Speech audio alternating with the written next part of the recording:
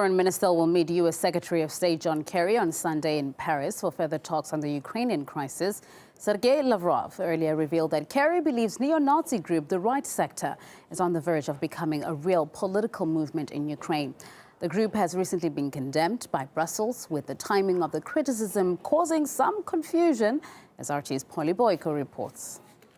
Catherine Ashton has denounced Right Sector. She's calling on them to refrain from violence, to give up their arms, and to basically stop behaving undemocratically. Now, this is a group that right now is besieging the parliament in Kiev, calling on the Interior Minister to resign. So finally, we have an admission from the EU that there are some very dangerous forces amongst those that brought about the coup in Ukraine. But the timing of this statement is nuanced, to say the least. Throughout this crisis in Ukraine, the US and the EU have been very much in support of the protest movement. The then Foreign Minister of Germany even went to Maidan to pledge his support.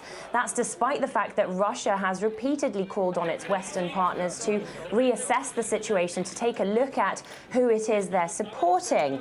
But Right Sector now has become a major violent force in Ukraine. The arms that Catherine Ashton was talking about are allegedly stolen by Right Sector from weapons depots during the unrest. They're linked to violence against anti-Maidan activists, to deaths in eastern Ukraine. And the group's leader, well, he's wanted in Russia for instigating acts of terrorism. And this is a man, by the way, that's running for presidency in Ukraine. So it's only now that the violent part of this coup is over that we get this admission from the EU's foreign policy chief that things may not be as rosy as they initially would have you believe. Well, Brussels had every reason to denounce the actions of radical groups in Ukraine much earlier, but turned a blind eye. That's what Max Leboda, international relations expert from Moscow State University, believes.